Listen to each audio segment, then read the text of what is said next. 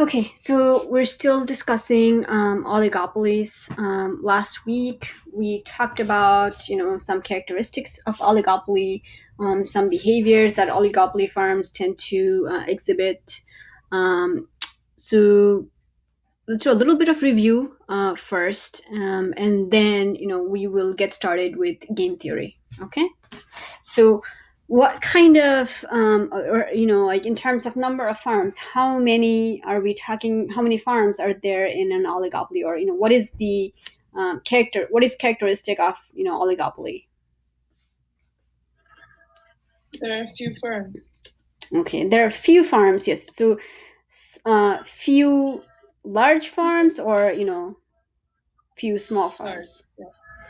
Yes, few large farms. Yes, and we call them, like the industry tends to be top heavy in the sense that the few large farms they tend to, have a lot of the market share. Sometimes 60%, 70%. Sometimes two farms will even have 90% of the total market share in terms of sales and also production, right?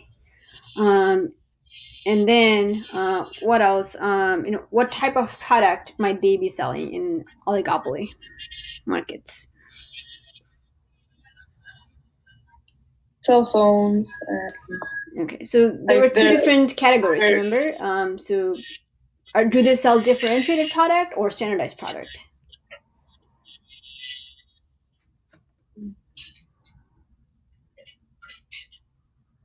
No. So they sell both, right? They sell both. Some oligopolies will sell differentiated products, and some will sell standardized products. Right? Standardized meaning identical. So differentiated products would be examples of what you just said, Natalie. cell phones. Um, and Cars, mhm. soft drinks.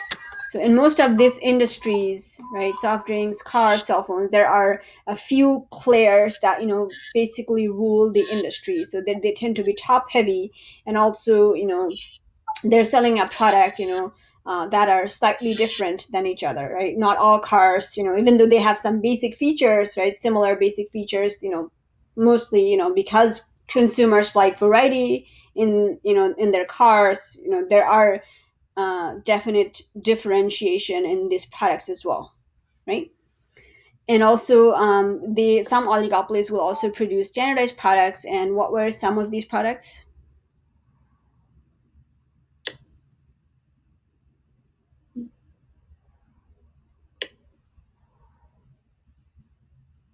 Crude oil, right? Oil or petroleum and aluminum, steel. So these, right, the ones that are producing differentiated products, so these are, directly consumer goods that you can use and consume. But these products, right, the oligopolies that sell intermediate products, right, we call them, they're producing intermediate goods that are going to be used as inputs to make other consumer stuff. So we don't use aluminum and steel directly for our consumer purposes, right? We don't consume aluminum steel like directly. We use them as inputs to make other things. So that's why we call them intermediate goods. Okay, because they're going to be used as inputs to produce something else. What about barriers to entry? Are there barriers to entry or exit in this market? And if so, is it hard, easy? It's hard because there are a few firms that run the market, right? Right. So yes, it is. There are definitely barriers to entry, and it's difficult. But is it impossible? No. No, it's not No. impossible like monopoly, right? So Mm-hmm. also, we talked about something called mutual interdependence, right? Where we said that because there are only a few large farms and they tend to have a lot of market control, there tends to be a lot of interdependence among these oligopoly farms, where it is not enough, right, to only worry about your own actions, but you also kind of have to worry about the action of other farms, right? So what type of action you take in terms of price of your product, or the output that you're selling. Your action is going to influence others, and their actions are going to influence you. So all of these oligopoly farms have to keep a close eye on one another, right? Then let's see. We talked about this thing called concentration ratio that the economists basically use to understand how competitive, or the degree of competition in an industry. So concentration ratio can range from 0% to 100%. We usually do it, with the 4 or 8 largest farms in an industry. So if economists, or if you hear something or read something that says that a 4 farm concentration ratio of 85% or 85, right, it basically just means that the top 4 farms in the industry combined, they account for 85% of the market share, right? If I had said a 8 farm concentration ratio of 90%, it would just mean that the top 8 farms in the industry combined, they hold or account for 90% of the market share. Okay, so that's basically it. You might be given like examples, or questions where you just have to, you might be told like there are this many farms, or just to calculate the concentration ratio, which is basically just adding up the different market shares of the different industries. So I might throw in an example of that in the problem set. Okay.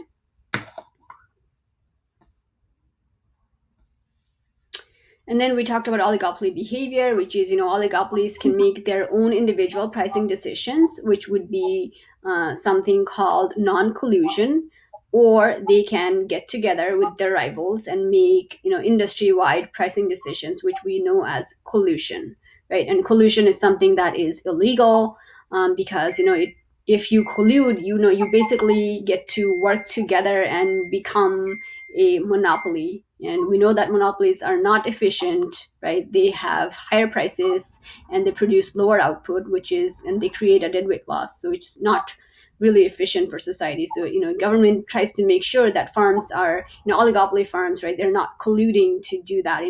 That don't become a monopoly. Okay. And sometimes we said that when group of farms have formal agreement not to compete with each other, they form something called a cartel.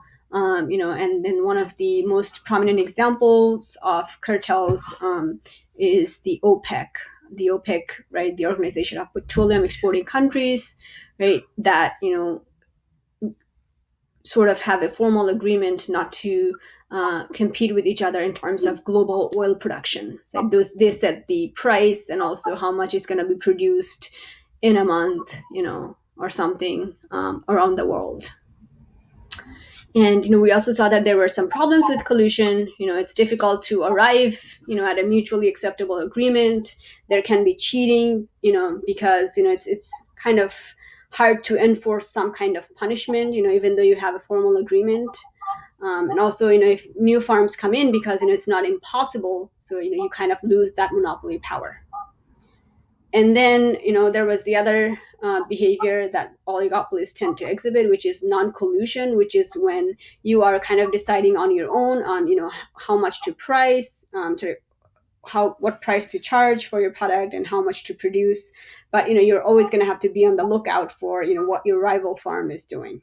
So this was sort of like a doing it in words in terms of how oligopoly farms have to, like, they're sort of interdependent and have to look out, and how their profits sort of change depending on what the rival farm is doing. So this is just in words, but what we're going to see today is how oligopoly farms have used this thing called game theory to make this kind of decisions. Okay, so, and the reason we have to use this model called the game theory. All of it has to do with the idea of this interdependence. Okay, because as we saw with the other type of market structures, perfect competition, monopolistic competition, right? We had standard theory for how those markets tend to behave. Perfect competition, monopolistic competition. We were able to draw the demand curve, the marginal revenue, all those things, and it was rather easy to do. But it's not the same with oligopoly because of this issue that it's not just about your decision by itself is not enough. You are always going to have to, you are affected, right, by the decisions of your competitor farms, your rival farms. So it's only because of this complexity of oligopoly, we kind of have to introduce this a thing called the game theory. Okay, it's so the game theory is just it's comes from math. Actually, it's a branch of math. It's about it's a study of how people behave in strategic situations. Okay, so by strategic, we mean by that, there are situations in which each person, right, when you are deciding what kind of action you have to take, you must also consider how others might respond to that action. Okay, so this is what game theory allows us to do, right? So it really offers a sort of like a useful framework for thinking about how farms might act in the context of this interdependence. Okay, so because they're, like, as I mentioned, farms are always gonna in oligopoly, farms are always having to do this, right? They're constantly having to make decisions, right, based on how they think their rival farms might respond to those decisions. Okay, so that is how game theory is really useful for us to analyze those decision making. Okay, so this is what we do when we talk about game theory, or this is what it looks like. Okay, so this table right here, it's called a payoff matrix. Okay, which is a table that just shows different outcomes or results for players in the game when they use different strategies. Okay, so right here, this is farm A. So these are the two players, farm A and farm B. So they are players. So this is how the table is usually going to be set up. And I think for this class, we're only going to we're only going to see a 2x2 table, right? Have two columns and two rows. So I think that will be all. So we have two players. Farm A is the player 1, and farm B is player 2. So player 1 is always going to be on the left side, and player 2 is going to be on the top. And these over here, right, these letters or words are always going to be the strategies. Okay, so here it says strategy X, strategy Y. So those are the two strategies for farm A. And for farm B, it's the same. The two strategies are strategy X or strategy Y. So this will be different depending on the game, right? Sometimes this could be high price or low price, high price, low price, or when we see the prisoner's dilemma case, we will see that these are different things. Okay, so these options are always going to be different. So they don't always have to be same options, right? Here they're the same options, strategy X and strategy Y for farm A, and same for farm B, but they can be different options too. And there are 4 different cells inside, right? inside this payoff matrix, and the each cell is broken up, right, by a, what is this? This is a slash, I guess it's, or a diagonal line, right? So to the left of the diagonal line, this over here, like whatever you have, it's basically just the payoff or the result, or you can also call it the outcome for player one. So on the left side of the slash in each cell, you're going to be given the payoff or the outcome or the result for player one for playing that game. Okay, so payoff basically just means what you get, right? The outcome or result for playing the game. So here I have, for player one, right, which is farm A, I have listed all of the outcomes or the payoffs in red, right? Whereas the payoffs for farm B, which are always going to be on the top corner, right, after the slash in every single cell, so they're going to be in black. Okay, so when you do them in the exam, maybe you could find some way to make sure that either to memorize that that the lower corner is going to be the payoff for the player one, and the top corner is going to be the payoff for the player two, or you can either underline them or use a different ink or something. Okay, so just to make sure that you understand them. And the way we read them, right, it's the same way we go from left to right. Okay, so let's say farm A here has two choices, right? They can either employ strategy X or strategy Y. Farm B can do both. Farm B can do the same thing, right? Strategy X or strategy Y. So if we say that farm A chooses strategy X and farm B chooses strategy X as well, right? We end up in this cell, right? And these would be the two different payoffs that we would have to compare, or not compare, but these would be the two different payoffs for those two farms. And the same way, if farm A chose strategy X and farm B chose strategy Y, we end up in this cell. Okay, and if farm A then chose strategy Y but farm B chose strategy X, we are over here in this cell. And if farm A chose strategy Y and farm B chose strategy Y as well, we would be here in this last cell. Okay, does anybody have any question in terms of like not understanding? This is just a basic setup. I just wanted to make sure that you understand how to read the table and what all of these numbers represent. But we haven't actually seen an example of it, which we're going to see in a minute. But do you have any questions so far? Hello? Joseph? Prita? No. Any of you guys? No. Elias, did I lose you? I don't see you on Scrubbers. Okay, I guess he's not here.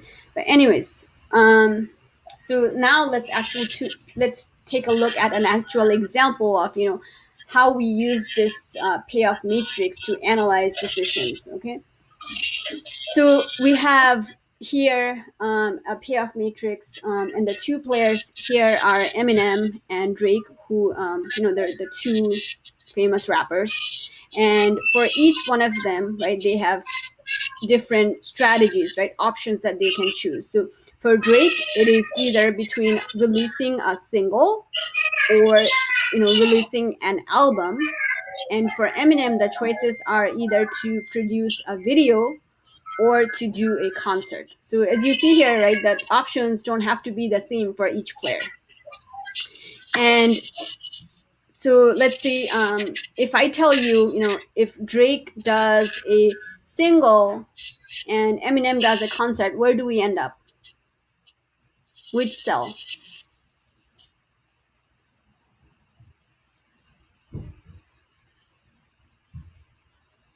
Hello?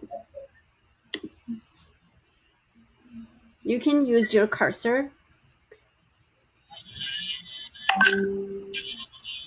Hello, Joseph. So if I tell you that Drake is gonna choose to do a single and Eminem is gonna choose a concert. Okay, yes, good. So we're gonna end up in this cell. Okay, so I'm just making sure that you guys are paying attention. Okay, so now let's see how we would analyze this payoff matrix. Okay, so I'm Drake, okay, and so they're competitors, right? So for Drake, right, his choices are between a single and an album, and then these are his payoffs. So his payoffs are all in the lower hand corner and in red. So now if I am choosing between a single and an album, it's not enough just for me to do it, right? I'm also gonna have to keep in consideration what Eminem is doing, right? So the way I'm going to analyze this is, like looking at this. So I'm the first at first we're looking at Drake because he's player one. So what I'm gonna do is I'm gonna look at Eminem, okay? And let's say I say first that I have some sort of information and I know that he's might be doing a video. So now I'm gonna take a look at this column only. Like imagine this column doesn't exist where Eminem does a concert, okay? Like block it off or something. So if Eminem, if I know that he's going to do a video, right? My choices are now between a single and an album. So what I'm gonna be looking at is between these two numbers, like which one gives me a better payoff. So these numbers, imagine like their profit. So this is 5 million, this is 10 million. So which is better for Drake to do if Eminem chooses to do a video? Should we do a single or an album?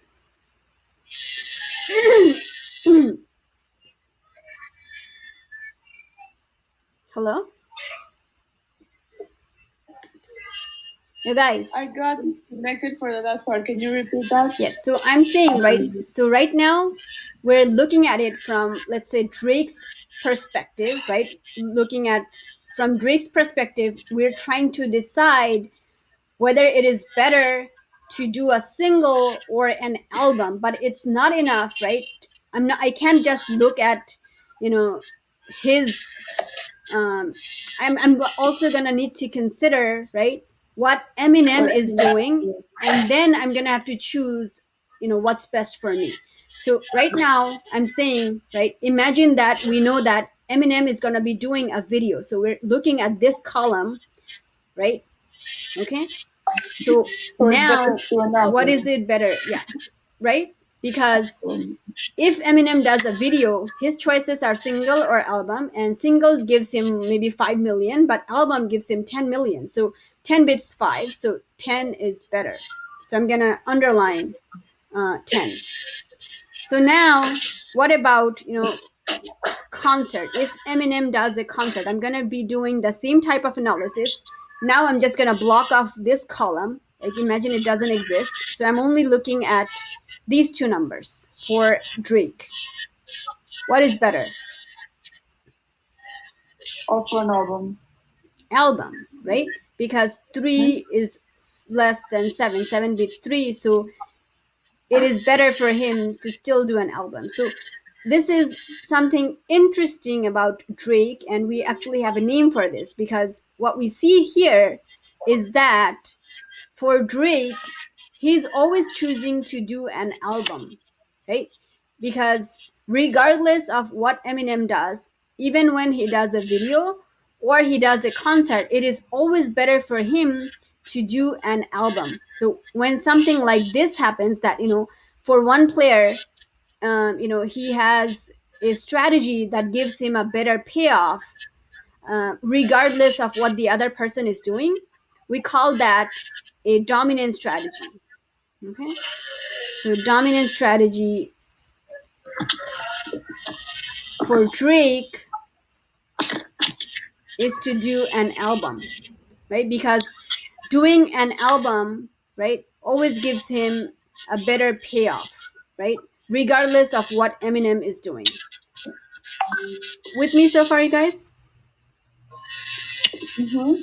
Okay, so now we're gonna switch perspective. Now we're looking at it and trying to decide for Eminem what is his best choice. So for Eminem, right, we're also gonna have to figure out, what Drake is doing. So if Drake does a single, what are Eminem's choices? Now we're looking at rows, okay, Video or concert? to do the concert, right? Because it's between 2 or 4 million, right? His number, so 4 is greater. So when Drake does a single, Eminem is better off doing a concert. And when Drake does an album, a video, right? So for Eminem, does he have a dominant strategy? Is there one particular strategy that he is better off doing, that regardless of what Drake is doing? Yes, the video. Did he choose the video every single time? No. No, right? So when Drake did a single, he chose a concert, and when Drake did an album, he chose a video. So he actually doesn't have a dominant strategy. So for dominant strategy to happen, right, it would have to be like, you would have to pick the video both time, okay? So the way we did it for Drake, right, we chose album both times, okay? So Eminem, so I'm gonna write this as DS, okay? No dominant strategy for Eminem, okay? But once you have finished, right, finding the dominant strategy, and you find that if one person has a dominant strategy and the other one doesn't, once you have finished all that, you're gonna find that in some cases, right, here we see that we have underlined both of this cell, right, both of these numbers in this cell, right? We didn't do that anywhere else, right? Correct? Right? This cell right here with 10 and 9, we underline both of those things, right? So this is what we call a Nash equilibrium. We have a special name for this type of situation, which is called a Nash equilibrium, okay? So a Nash equilibrium is when both players are choosing the action that is best for them given what the other person is doing. So this is exactly what we did here, right? So we chose, right,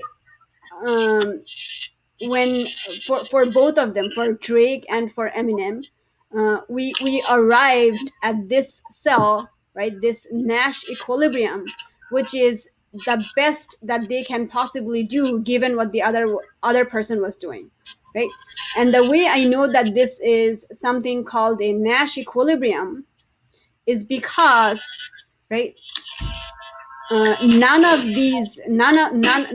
one of them, Drake or Eminem, could actually benefit from moving away from this cell or these choices, okay?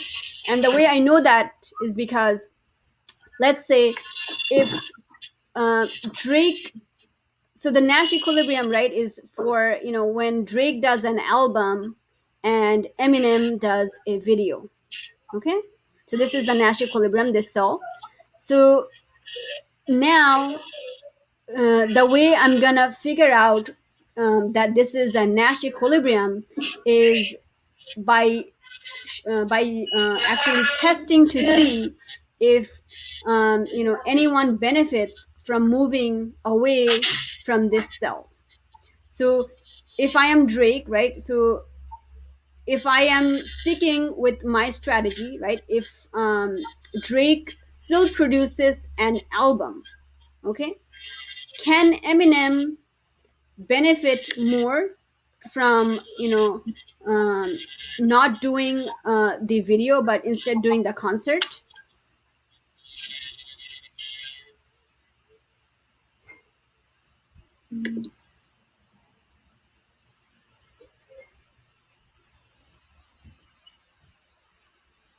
No. So now I'm looking between. So if I am looking at the Nash equilibrium, so this is my Nash equilibrium, right? So here, the only way, like for the Nash equilibrium, for you to know that this is definitely a Nash equilibrium. So one way for you to know is when you have a situation where you have highlighted or circled both numbers. So that will definitely be a Nash equilibrium.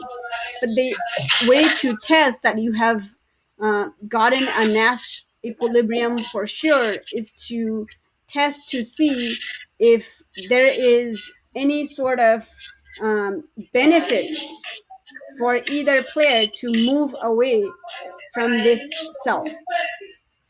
So here, this is what we're doing right now. So let's say if I am looking to see, whether Eminem can benefit, right, from moving away from this cell, right, this video.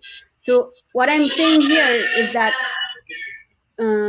if Drake still chooses to do the album, okay, so if Drake is sticking with the strategy, the Nash equilibrium strategy, if Drake is over here, can Eminem do better by moving to a concert? So if Drake is doing the album, what is better for Eminem to do?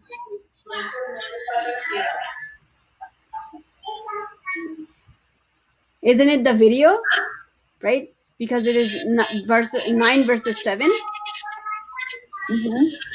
Okay, so that's why he has no reason to move away from this Nash equilibrium. And the same thing with Drake, right?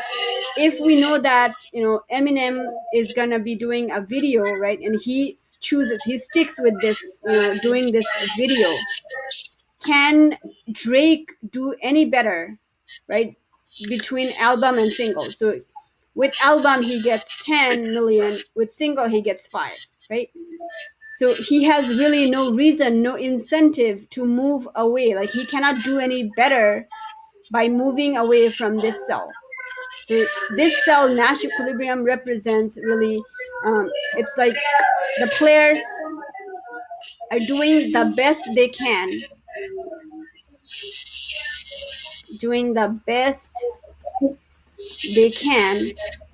given what the other person is doing.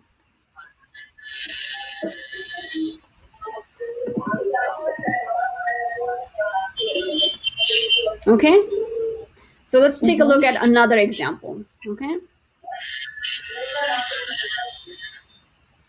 so this is actually a very classic example of game theory. Okay, it's called a prisoner's dilemma. Okay, it's a very specific type of game theory. As you will see, that it sort of illustrates why it is so difficult for oligopolies to maintain cooperation.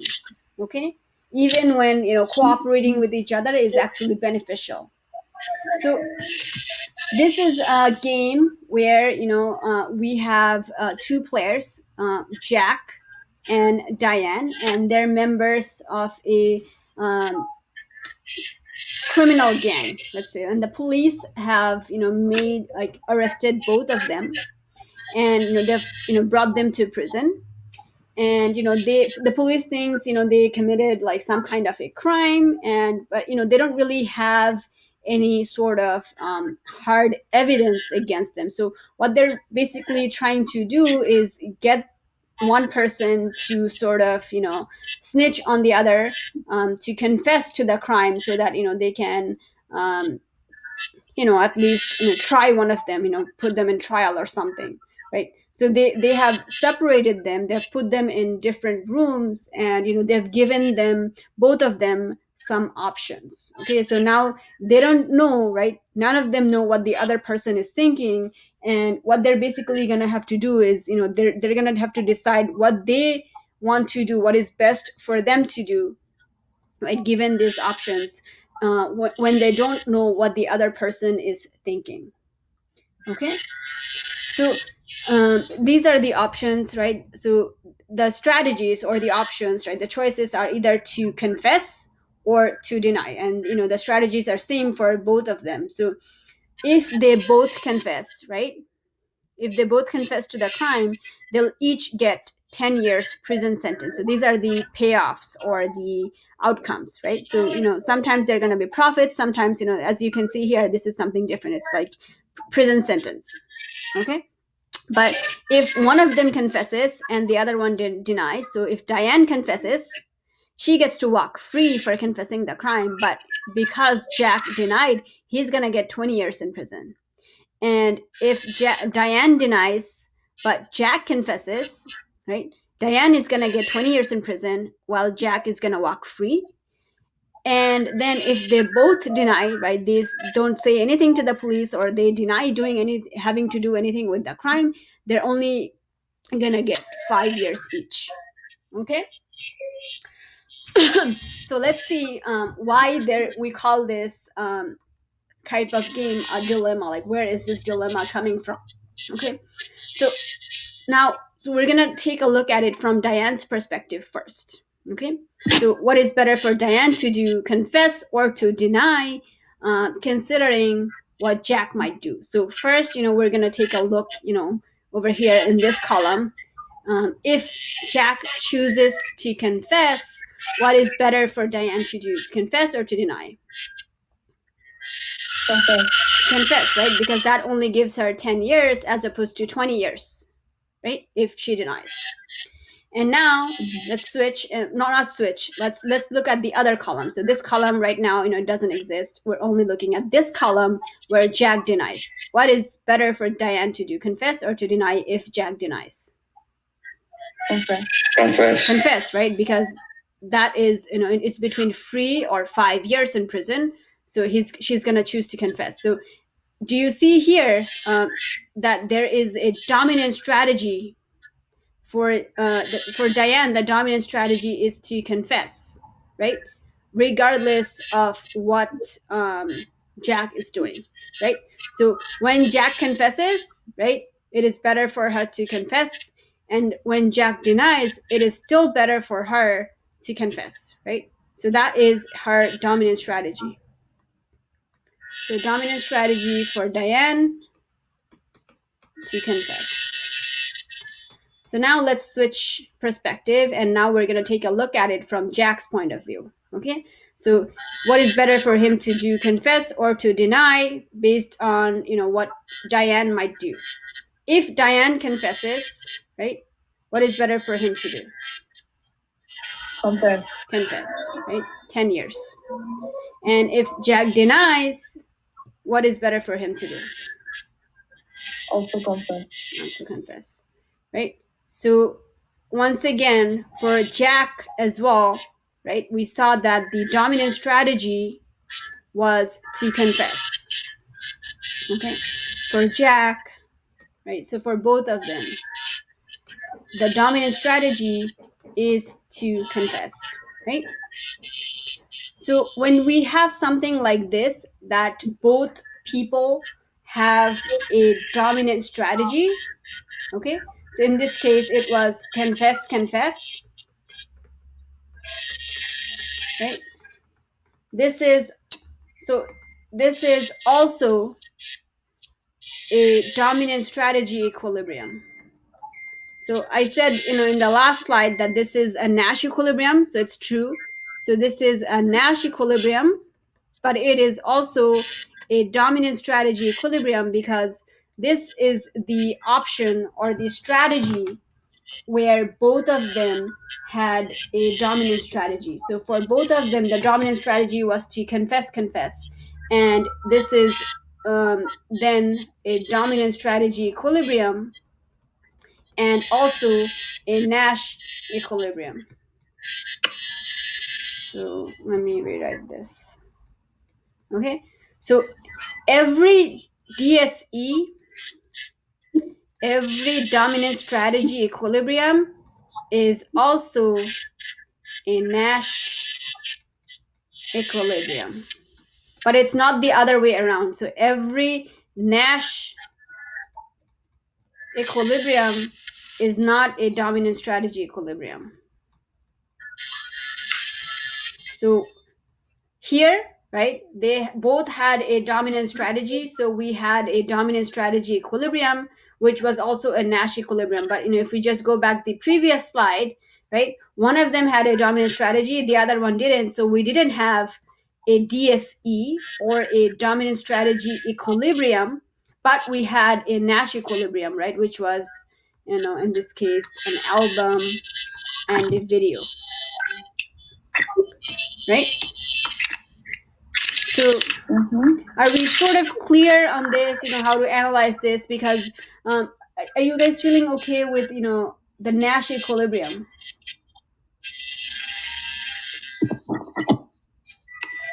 Or the dominant strategy, like how to find them? So Nash equilibrium, like finding it is relatively easy once you have figured out, once you have analyzed the whole thing, the box, the cell that is gonna be, that where you're gonna have, both payoffs circled or underlined, that is gonna be a Nash equilibrium. But it is not always gonna be the case. So it's not likely, not every single game, right, will have a Nash equilibrium. Sometimes they will have 0, sometimes they'll have 1, sometimes they might have 2, right? So it's basically, like once you finish, analyzing the game, it should be pretty clear. If you have a Nash equilibrium, it is going to be the cell, where you have, highlighted or circled, both payoffs. So because, that is a situation, right, where both players are choosing the best action, the action that is best for them, considering what the other is doing. Okay, they cannot be made any better off by moving elsewhere, by choosing a different strategy. That this is the best that they can do. Okay, so the dilemma here, right, the reason that this is called a dilemma is because, as you see here, right, they're sort of acting in their own self-interest, right? But they're not producing the optimal outcome. So the optimal outcome would be over here, right, where they both only get 5 years. If they cooperated, or if they sort of trusted each other, if they didn't say anything to the police, they would only be getting 5 years each. But the now what they're doing is, they're sort of, they don't really trust the other person. They think that they might, snitch to the police. So they're basically choosing to protect themselves at the expense of the other player, right? So because, they think that the other player is going to confess, they are always going to choose to confess, even though it would be better for both of them to cooperate. It would be mutually beneficial for both of them to cooperate and not, say anything to the police. Basically, deny the whole thing, they would get 5 years. But now, it's always gonna be, the game is sort of set up in such a way that, they're always gonna be choosing this over here, where they both end up confessing. Okay, does that help? Or do you guys have any question about this? No.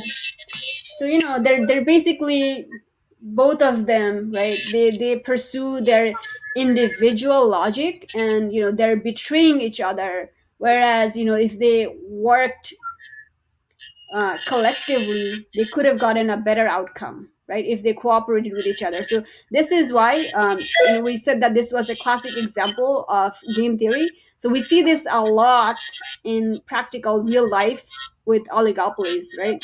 Remember when we talked about cartels, we said that it is really difficult for cartel members, right, to, sort of, right, there is always a tendency to cheat. So this is what they do, right? If you have, imagine if these options were about prices, right? So maybe they agree on some sort of a price, set price, but then what they will do is they'll always try to undercut their competitor, and maybe try to lower their price, or produce a higher output. And this actually happens, a lot. We see that, with oligopolies, that there is this tendency to cheat. and like not trusting the other person, basically. So they're basically acting in their own self-interest, and even though mutual cooperation would be a lot better for both parties. Any question, you guys? No. No? Joseph? No. No? Okay. You guys completely understand? Okay, great. Yeah, so once we get through some more examples, so hopefully when we come back on Thursday, we can do more of these type of examples, and this will become a lot more clear. Okay. Okay, thank you. Thank you so much. Okay. Bye. Okay, bye-bye. Bye.